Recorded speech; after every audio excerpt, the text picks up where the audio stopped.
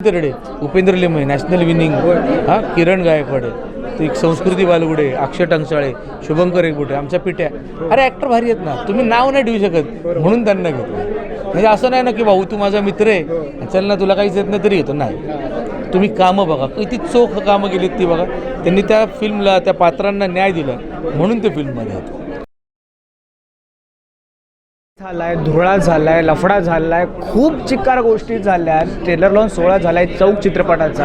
आणि या चित्रपटाचे दिग्दर्शक बोलण्यापेक्षा एक हाडाचा कलावंत, एकांकिकेपासून सुरुवात झालेले असे कलाकार माझ्यासोबत आहेत. देवेंद्र सर माझ्यासोबत. देवेंद्र सर, दादा काय बोलू तुम्हाला? देवेंद्र कसं आहे? दया म्हण, आपलं देवेंद्र म्हण. काय म्हण, मी एकदम बरं आहे आणि मी प्रेशरमध्ये आहे. प्रेशरमध्ये बोलतोय दादा, पण तसं काय नाही आहे. कारण का आपल्याला चित्रपट बघूनच खरंच खूप आवडला. ट्रेलरच भयंकर आवडला. दादा आपण आवडलं ना? भयंकर आवडलं. सगळ्यांना म्हणतो तसं मला नको. नाही प्रामाणिक मत. खूप सुंदर झालं आहे. कारण का तळागाळातला चौक आहे. आपण लगोलग गप्पांना सुरुवात करूया.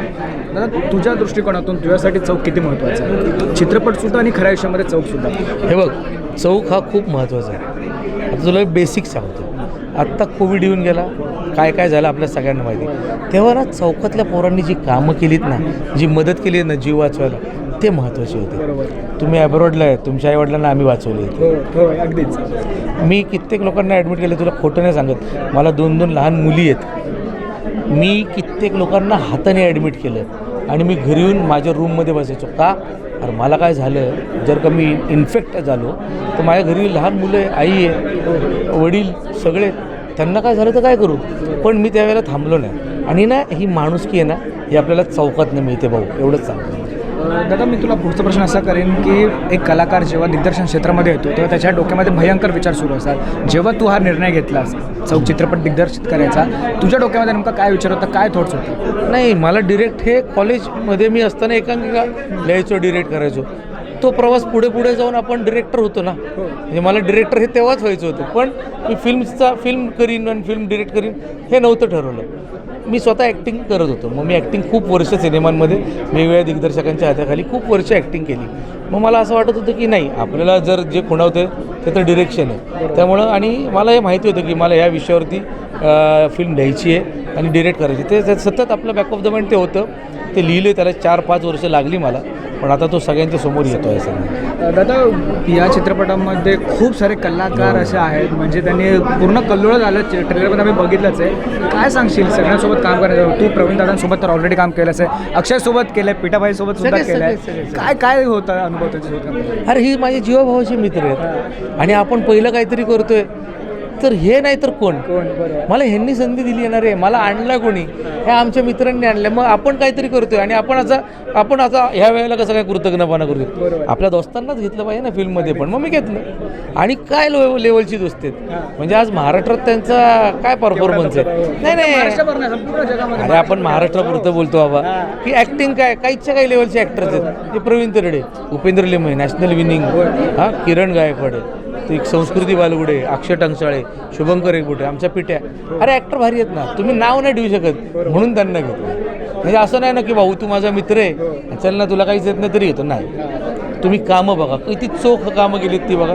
त्यांनी त्या फिल्मला, त्या पात्रांना न्याय दिला म्हणून ते फिल्ममध्ये आहेत. दादा, सरते शेवटी तू प्रेक्षकांना काय ॲड्रेस करशील, काय त्यांना या चित्रपटामधून वेगळं बघायला मिळेल?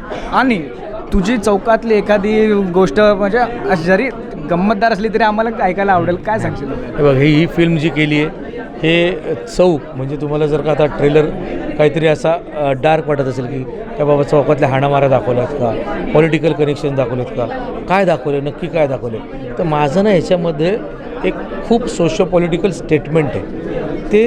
ते तुम्ही बघा.